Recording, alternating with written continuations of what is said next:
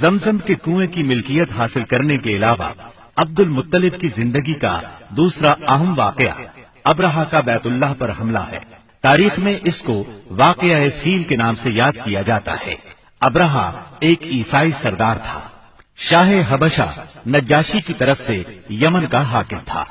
اس نے دیکھا کہ اہل عرب حج کے لیے مکہ مکرمہ جاتے ہیں اور خانہ کعبہ کا طواف کرتے ہیں، تو اس نے عیسائی مذہب کے نام پر یمن کے شہر صنعاء میں ایک عالیشان گرجا بنوایا۔ عرب میں اس گرجا کی خبر مشہور ہو گئی۔ قبیلہ کنانہ کا ایک آدمی وہاں گیا اور گرجا میں گندگی پھیلا کر بھاگ آیا۔ ابرہہ نے غصے میں آ کر قسم کھائی کہ کعبے کو ڈھا کر دم لے گا۔ چنانچہ وہ ایک لشکر جرار لے کر مکہ مکرمہ کی طرف روانہ ہوا۔ راستے میں عرب کے جس قبیلے نے بھی مزاحمت کی، ابرہہ نے اسے تہہ تیغ کر ڈالا، یہاں تک کہ وہ مکہ معظمہ کے قریب پہنچ گیا۔ وہاں کے لوگوں کو اپنے ارادے سے خبردار کرنے کے لیے اس نے اہل مکہ کے جانور پکڑ لیے۔ ان جانوروں میں عبد المطلب کے 200 اونٹ بھی تھے۔ عبد المطلب کو ابرہہ کی چڑھائی کی خبر ملی تو وہ خانہ کعبہ کی دیواروں سے لپٹ گئے اور رو پڑے، اللہ سے اپنے گھر کی حفاظت کی دعا کی۔ قریش کے چند سرداروں کو لے کر ابرہہ سے ملنے کے لیے گئے اور اس سے اپنے اونٹوں کی واپسی کا مطالبہ کیا۔ ابرہہ ان کی بات سن کر حیران ہوا اور بولا، تم نے اپنے اونٹوں کی واپسی کی تو بات کی، کعبے کے متعلق ایک لفظ بھی نہیں کہا۔ میں تو یہاں کعبے کو ڈھانے کے لیے آیا ہوں۔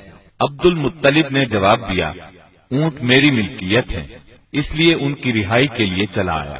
کعبے کا مالک اللہ ہے جو اپنے گھر کو بچانے کی پوری طاقت رکھتا ہے۔ ابرہہ نے ان اونٹوں کی واپسی کا حکم دے دیا۔ یہ اپنے اونٹ لے کر مکہ معظمہ واپس آ گئے۔ 60-70 ہزار کا لشکر تھا اور اس میں 9 یا 13 ہاتھی تھے۔ اس لشکر نے آخر مکے پر چڑھائی کی۔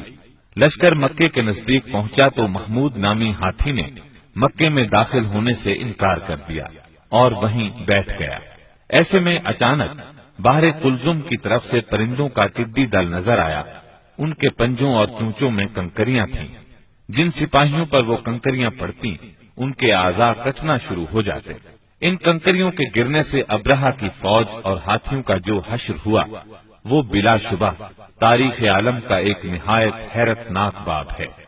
خود ابرہہ مشکل سے گرتا پڑتا صنعاء تک پہنچا اور نہایت دردناک عذاب میں گرفتار ہو کر یمن میں مرا۔